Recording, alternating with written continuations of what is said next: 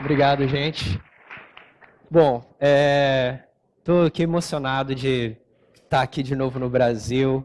É, tem 2 anos que eu não volto, então é muito legal. Antes de falar qualquer coisa, muito legal estar vendo esse evento e ver tantas discussões interessantes acontecendo. Eu fico até um pouco meio assim, porque eu acho que eu não estou trazendo nada tão novo, não. Mas, enfim, espero que vocês curtam. Eu trabalhei no Google tem bastante tempo já. O meu primeiro projeto, não sei se vocês conseguem lembrar ali, o primeiro ícone. Alguém lembra?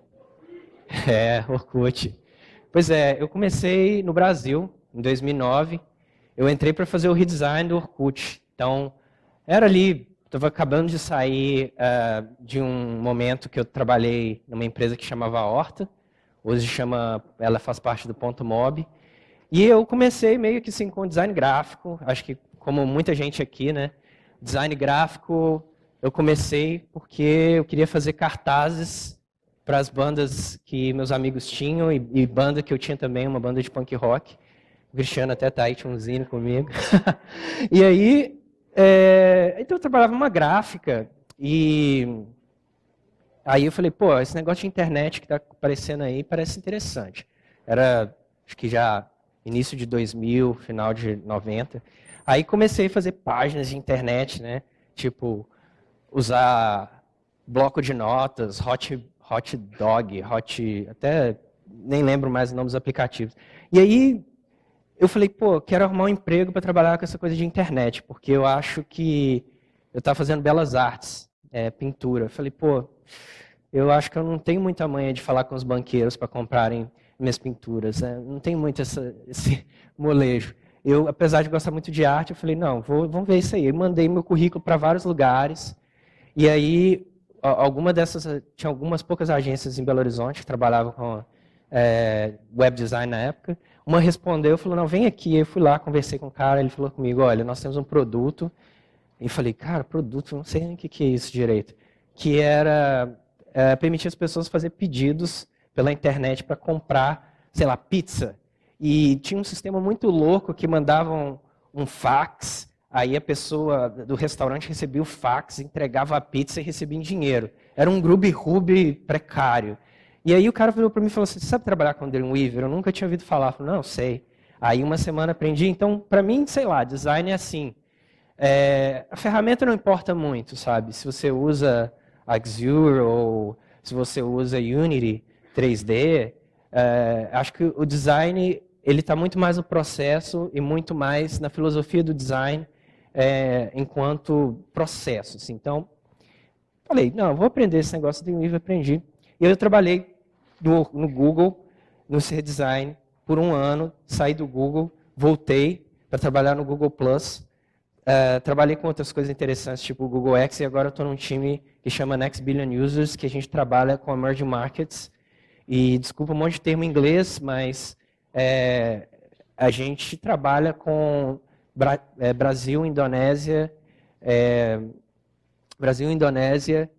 e Índia, com produtos novos, especialmente feitos para esse país. Então, a gente acabou de anunciar no Google I.O., uma versão nova do Android, chama Android Go, que funciona para telefones mais baratos, telefones com limitações em velocidade, em processamento.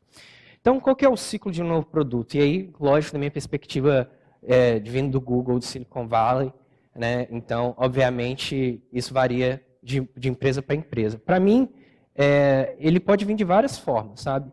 Ele pode começar pelo designer, ele pode começar pelo engenheiro. Então, por exemplo, no Google, a gente tem empresas como Verily, né, que na verdade faz parte do Alphabet, que é uma empresa que tem cientistas. Então, muitas vezes são cientistas que bolam soluções, e às vezes o design é meio que uma parte ali importante, mas não necessariamente a inovação está vindo especificamente do design. Agora, qual para mim é meu approach? Assim, o que eu procuro nos times? Como o Google é muito grande, tem vários tipos de times. Eu procuro times que entendam o produto sendo moldado pelo design thinking, entendem o design como estratégia. Então, para mim, é muito importante que exista pesquisa. E não pesquisa de usabilidade apenas, mas, por exemplo, o que a gente chama de foundational research, pesquisa etnográfica, principalmente, onde você vai entender as pessoas on the wild, né? Que a gente fala assim, no momento mais louco da vida delas, que é o dia a dia delas, seja onde ela esteja.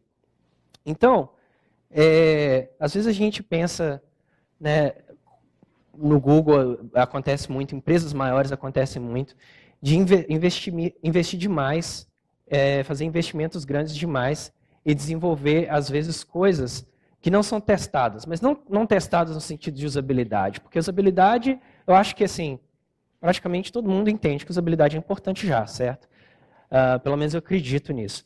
Mas o que realmente as pessoas querem, né? Isso é uma coisa que dá para poder também a gente pesquisar e entender. E também como é possível a gente inovar, sendo que, por exemplo, numa empresa feita o Google, tem um monte de gente muito inteligente, que tem um background fantástico, e a gente tem um excesso de ideias, assim, quase que um latifúndio de ideias. Então, às vezes as pessoas falam assim, nossa, mas não posso comentar tal ideia, porque se alguém vai roubar. A verdade existe um excesso de ideias. As pessoas têm ideias demais e elas matam ideias demais antes de testar elas. Então, como que a gente pode otimizar isso, né? Como que a gente pode testar coisas, ideias, as ideias boas, as ideias que não parecem tão boas e realmente tentar ver o que os usuários querem, o que as pessoas querem. Então, o Sprint, por exemplo, o Design Sprint ele é uma metodologia que nada mais todos os ciclos de desenvolvimento de produto compensados em 5 dias. Ele foi criado pelo Google Ventures, então imagina que ele foi criado num ambiente de consultoria, onde os designers, né, os designers partners do Google Ventures, que eram 4 ou 5, eles vão lá numa empresa, numa startup, e eles ajudam uma empresa que às vezes não tem um time de design tão forte, ou nem tem um time de design, a desenvolver um produto. Para a gente que já está numa empresa, como que a gente pode fazer isso, se vocês não são consultores? Não precisa de 5 dias, você pode fazer isso em 3 dias. E o mais importante disso para mim é você conseguir fazer o design sprint diluído dentro do seu sprint semanal, ou do sprint bissemanal ou mensal, dependendo do tipo de cadência que você tem no sua metodologia Agile. E muito importante pensar em todos os níveis de prototipação. Desde o papel, que para mim, tudo que eu começo em papel. E raramente, eu praticamente não faço wireframe, eu já chego do papel, e do papel eu já começo a passar para o sketch. E aí do sketch, primeiro eu já faço um design que ele já é mais rudimentar, e ele é quase que um wireframe, e depois costumo fazer um protótipo. E agora eu estou aprendendo um Unity 3D que é para fazer VR, que é sensacional aprender uma coisa nova. Agora, para cada ferramenta dessa, para cada nível de prototipação, de fidelidade de prototipação, você vai aprender coisas diferentes. Então, você tem que pesar o tempo que você vai gastar para fazer aquilo, porque, acima de tudo, você tem que ser ágil, num time enxuto como os times que eu trabalho, e, ao mesmo tempo, você tem que ver que tipo de ferramenta que vai te trazer um determinado feedback que você está procurando. Se você está procurando, por exemplo, um sentimento geral, se as pessoas vão entender o que o seu produto é, talvez basta fazer um esboço no papel e mostrar para alguns usuários. Então, é muito bom você ter esse jogo de cintura. E todos esses níveis diferentes de prototipação, eles também batem com o que são outros métodos de validação do produto. É o que eu estava falando para vocês, de um pouco além da usabilidade. Um esboço no papel, você pode simplesmente fazer o que a gente faz, que a gente chama de intercepts, né? A gente passa, a gente vai para a Índia, por exemplo, a gente pega pessoas no momento em que elas estão mais próximas da realidade delas natural, por exemplo, a gente vai numa escola e eles têm lá um tempo de break entre as aulas, a gente vai conversar com esses usuários e de repente a gente mostra papel. Se não é um sketch, um papel, a gente imprime uma mock, um design e mostra para eles. E a gente faz perguntas bem abertas, sabe? O que você acha que isso é? Como você acha que isso encaixaria na sua rotina diária? Isso te lembra alguma coisa? No lugar de, faça tal tarefa, execute tal coisa. E aí você pode ir evoluindo, você pode ter um estudo com usuários que seria uma coisa mais voltada para usabilidade, com um pouco mais de pessoas. E com esse tempo aí, né, com essa linha ali, o que significa? Você vai começando a investir mais o seu tempo, você vai investir mais no seu protótipo, você vai ter mais fidelidade e com o tempo também você pode ter um teste com mais pessoas. Eu queria falar especificamente dos últimos 3 passos ali. Trusted Testers, o Beta Testers e o lançamento final. Então, um produto que eu trabalhei, e assim, grande parte da minha vida eu trabalhei com produtos que envolvem relações sociais e produtos de comunicação.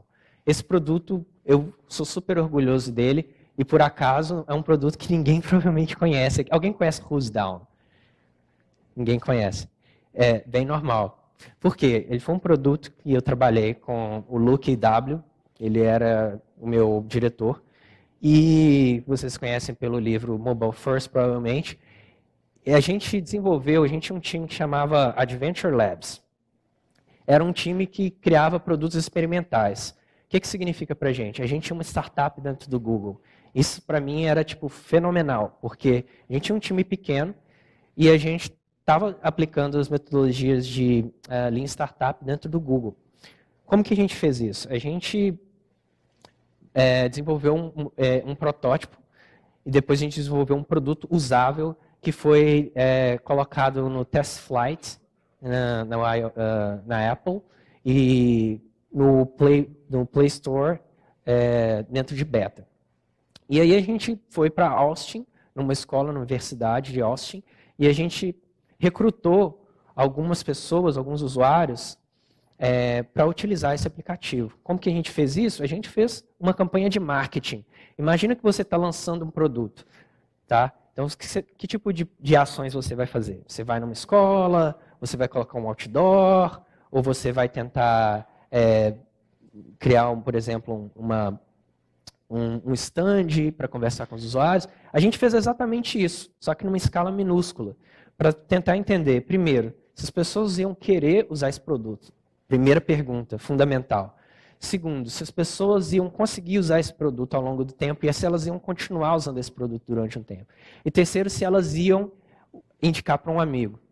E aí, interessantemente, a gente descobriu que isso aconteceu. Então, a gente viu um crescimento ao longo do tempo sem precisar lançar.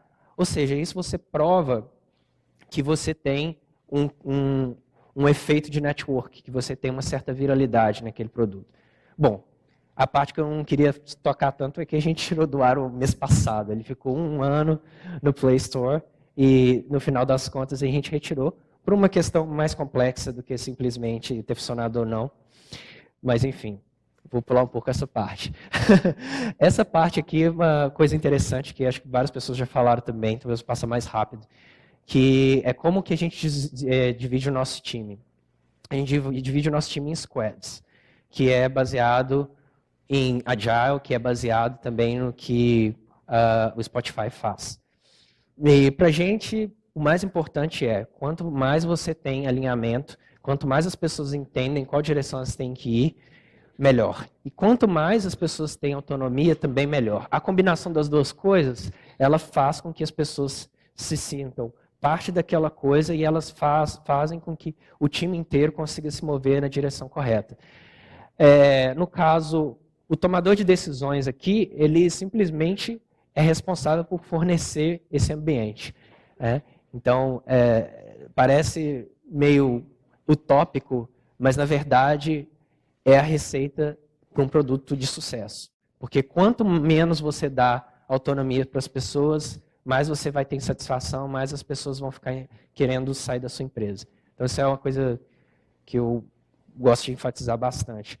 E mais que isso, você consegue mover muito mais rápido. E assim, claro, como isso que eu falei, a diversidade também é uma coisa, não só do ponto de vista político, social, mas assim, um produto, como o Sundar falou, o CEO do Google, um produto que ele tem um time que ele é diverso, ele promove diferentes pontos de vista e favorecem uma riqueza de soluções que um produto que não tem um time com diversidade nunca vai ter. Então, isso é muito importante. Algumas características de um squad. Então, ele funciona meio que como uma mini startup. Ele é auto-organizado, ele é multidisciplinar, ele tem de 5 a 6 pessoas, mas menos de 10, e ele é estável. Estável até certo ponto, tá? Porque às vezes tem squads que eles podem mudar. Às vezes uma pessoa trabalha com crescimento, de repente ela não está tão satisfeita, é bom ter uma certa mobilidade. E o time de design, às vezes, significa que, no meu caso, por exemplo, eu trabalho num produto que ainda não foi lançado, que eu não posso comentar, e que eu sou designer de vários squads, né? Na verdade, eu posso comentar até o ponto que ele faz parte do Android Go. Mas, então, o que significa isso? De vez em quando eu faço pesquisa, eu estou no Brasil, eu vou fazer pesquisa também. Eu sou Interaction Design, eu faço um pouco de Visual Design também. E, para mim, na verdade, o meu forte que é a estratégia de produto. Eu estou sempre diretamente conectado com os engenheiros e com os PMs, com a pesquisadora que eu tenho também, trabalho no nosso time que está na Índia. Então, acima de tudo, o designer, né, mais do que aquele pessoa que sabe ou não Dreamweaver, é essa pessoa que comunica com o time de uma forma efetiva e multidisciplinar. Mas aí você fala, nossa, mas isso é trabalho demais para um designer. Mas, na verdade, se você pensar bem, se você foca no que é mais essencial, não é tanto trabalho assim. Você não precisa ficar desenhando cada minúcia, cada tela, se no momento você só quer testar o valor proposto do produto. E, bom, quantas pessoas conhecem o Jobs to be Done aqui, esse framework? Várias pessoas. Então, é um framework muito legal. Ele tem, para mim, quando você está nessa fase inicial de desenvolvimento de produto, esse framework ele é essencial. Ele é só mais um, tem outros, o Hook do Nearby, é bem próximo também. São essas forças de atração e repulsão, né? Primeiro, importante entender que elas existem. Segundo, existem formas de você fazer pesquisa com o usuário dentro desse framework. E esse framework, eu não vou perder muito tempo, porque eu tenho pouco tempo, é fenomenal. Vocês devem pesquisar sobre ele mais. Então, como designer, não reinvente muito a roda, sabe? Existem patterns, material design patterns, que vai te ajudar a você focar no essencial, que é o que eu acabei de falar. A não ser que você seja um visual designer, você quer trabalhar motion designer, quer criar diferentes animações, tudo bem. Mas isso, como o designer full stack, isso não é necessariamente o principal, principalmente no desenvolvimento de um produto. E dentro desse meio todo, né, dentro dessa coisa toda, a gente tem vários times. E, para mim, o cruzamento de todas essas coisas, de todas desses pontos de vista, é onde está o foco, que é o produto, que é o que realmente o que a gente está desenvolvendo, o que as pessoas vão usar. Elas querem usar essa coisa. E aí, de novo, faça um design sprint. Eu recomendo, às vezes, 3 dias, né? E, de novo, você pode diluir esses 3 dias. Eu tive um time que a gente desenvolveu um outro produto que a gente falhou também. Inclusive, isso é muito importante, entender que a falha, ela é ótima. Você tem que aprender com a falha. E ela só é ruim quando você não aprende. Então, a gente tem essas fases. Você pode, por exemplo, fazer entender, definir, divergir e decidir, por exemplo, nos primeiros dias de um sprint seu de engenharia, e a prototipação e validar, você pode diluir ela durante os outros dias do seu trabalho.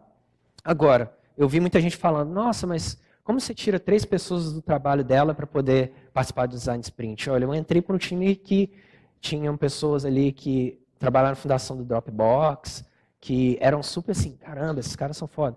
Aí, poxa, eu falei assim, gente, é o seguinte, eu conversei com um por um, individualmente, todas as pessoas que tinham palavra, assim, tinham força maior no time. Falei, gente, olha, é o seguinte, isso aqui não é perda de tempo, isso aqui é ganho de tempo, porque isso aqui vocês já fazem, só que vocês fazem diluído 1 milhão de reunião, 1 milhão de e-mail e nunca resolve. Então, se você tem isso aqui compactado em 3 dias, em 3 dias eu garanto para você que nós vamos prototipar e validar essas ideias. Então, é isso que você tem que fazer com o Design Sprint. na hora de vender a ideia do design sprint.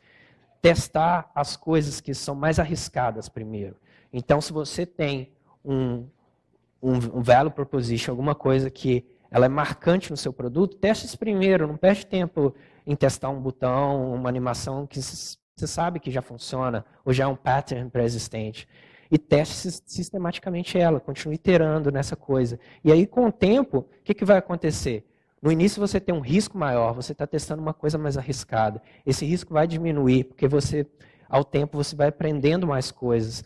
E quanto mais você aprende, mais confortável você fica e maior você vai poder aumentar o seu investimento. Até a hora que você fala, ok, agora eu estou pronto para lançar essa coisa. Mas antes, faça o que eu falei, trouxe testes, lance para um grupo menor. Deixe claro também qual que é o valor individual desse produto. Como eu trabalhei muito com social, produtos sociais, é muito difícil para a gente testar, por exemplo, Google Plus, se não tem ninguém. Então, muitas vezes a gente testava alguma coisa e falava assim, não, mas não tem ninguém, como que eu vou usar esse negócio? Né? Diário de uso continuado, né? Diary Studies. Então, às vezes não funciona. Lab test com o usuário, às vezes é pior. Então, o que é possível fazer? Tentar gerar, de alguma forma, um network effect. Vai importar do Facebook, vai usar os seus contatos, vai fazer um interrupt com SMS. Se a pessoa não tem aplicativo, o aplicativo vai mandar um e-mail, vai mandar uma mensagem, vai gravar uma mensagem de voz. Não sei, alguma coisa. Essas são imagens do teste que a gente fez em Austin. Então, a gente tinha um programa que chamava um programa de embaixadores, que eram pessoas que eram praticamente contratadas por a gente, que eles testavam o aplicativo, e eles eram responsáveis também, eles, que eram millennials lá, jovens, estudantes, conversavam com outros estudantes. E eles passavam para a gente o que estava acontecendo. Olha, isso aqui não está funcionando, isso aqui não está legal. Ou, nossa, foi muito legal, olha só, foi um monte de gente a gente fez um negócio que, bom, tem que se esperar de novo, mas o Who's Down era o seguinte, era uma forma super rápida e leve de marcar um evento momentâneo, do tipo, vou tomar um café agora. E aí várias pessoas vinham e falavam, eu vou. Então, a gente fez isso numa sorveteria, e aí um monte de gente foi para a sorveteria. E, agora acho que eu fui rápido demais. E aí, eu faço isso sempre. Não mostre os seus deliverables apenas, sabe? Mostrar essa ideia de... Acho que a gente vem muito de agência, né? Vou mostrar aqui o meu layout, né? O meu final. Na verdade, é muito melhor, se você como designer, eu vou falar bem devagar agora, acertar o tempo. Você como designer, se você mostrar o processo, por vários motivos. Primeiro, que você vai mostrar que você é uma pessoa inclusiva. Design não é uma faculdade mágica e artística que a gente possui. Design é um processo quase científico. Então, você pode incluir pessoas, engenheiros, você pode incluir pessoas, usuários, você pode incluir pessoas de alto nível, altos cargos ou baixos cargos também. Todas as pessoas podem e devem participar do processo de design. E aí, quando você faz isso, o deliverable quase não existe, porque as pessoas sabem o que está acontecendo. E melhor que isso, o design ele não é um monolito, uma coisa que você entrega e ela está pronta. É uma coisa que ela vai modificando com o tempo. Então, isso é uma coisa muito importante, mais do que qualquer portfólio no Behance. Na hora de lançar algo, pense grande, sabe? Pense pequeno não, pense grande, mas lance pequeno. Porque grandes lançamentos, isso é estranho vindo de alguém do Google, mas é justamente o que eu faço dentro do Google. Essa coisa de lançar coisas que vão criar um estardalhaço, mídia, não sei o que, é uma coisa que eu particularmente eu fujo um pouco desse tipo de produto, porque para o tipo de produto que eu crio, é muito mais interessante que a coisa tenha uma sustentação tão grande que os próprios usuários eles vão fazer um crescimento orgânico. Então, por exemplo, o Facebook começou lá com Harvard e tem um vídeo do Mark Zuckerberg falando, não, a gente não quer ser uma rede social para todo mundo, a gente quer ser para os estudantes. Ele mesmo não imaginava. Quer dizer, você não monta uma banda para ser tipo um sucesso mundial. Se você montar uma banda para ser sucesso mundial, já está errado. Você monta para ser um hit entre vocês, seus amigos, ou talvez algum grupo de pessoas. E aí depois, essa coisa, se tiver realmente um alcance legal, ela vai crescendo naturalmente. Então é isso. Terminei mais cedo. Muito obrigado. E devia ter mais tempo para conversar.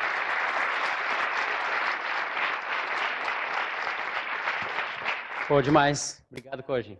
Vários insights bacanas. Acho que eu bati o recorde, fui mais rápido que todo mundo. Não Isso sei é eficiência, né? É eficácia aí de utilizar o tempo. Uhum. Bom, então, eu tenho certeza absoluta que, olha, nossa, várias mãos aí já querendo falar com o Koji. Vamos lá, já está correndo. Primeiro, aqui. Fala, Koji. Tudo bem? Ótima apresentação. Só sobre Jobs to be Done. Fui eu que gritei ali alucinado. Também acho fantástico. Como é que vocês utilizam, ou quem do time faz parte desse estudo? Porque tem todo um processo bem longo até, né? Quem que faz parte do processo? Boa pergunta. Então, uma coisa que a gente aprendeu nesses times Lean, assim, do Google, é que a pesquisa também, assim como todo o processo de design, tem que ser aberto.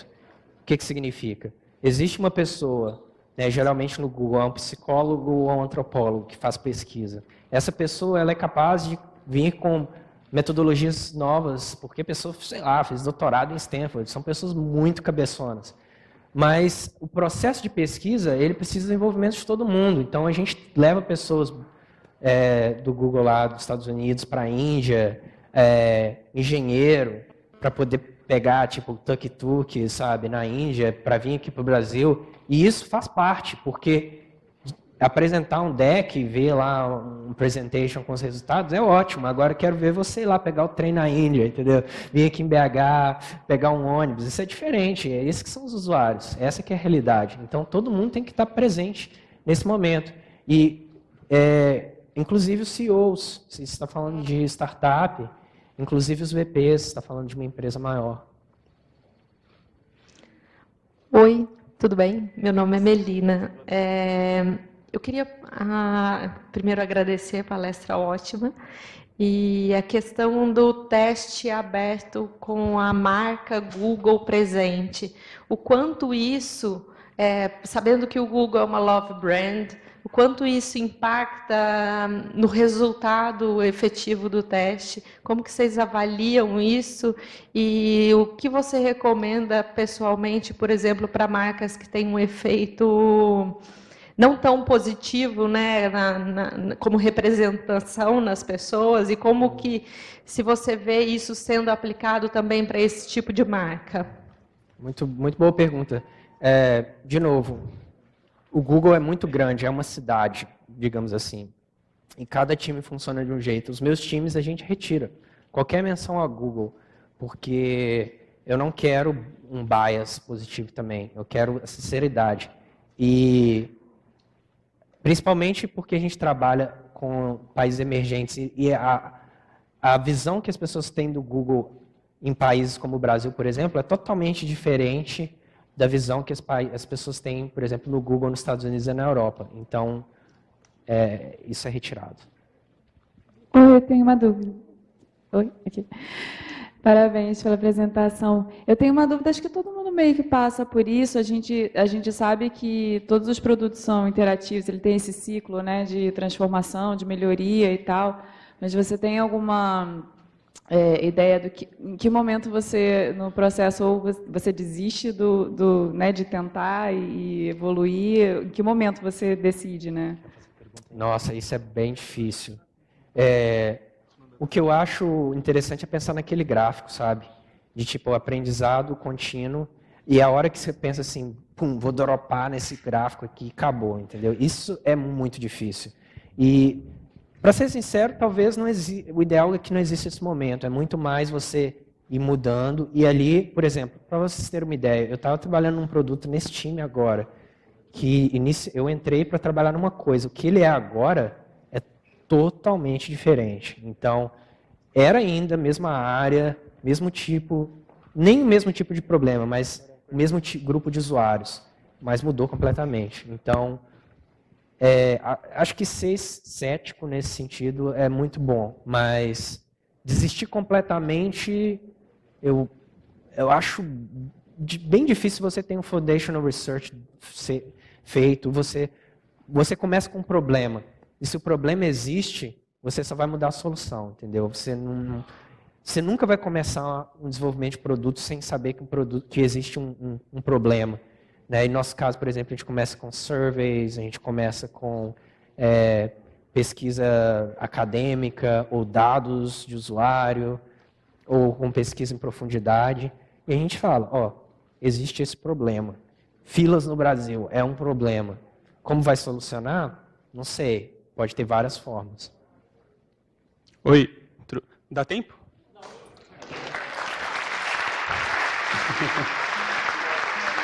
Valeu.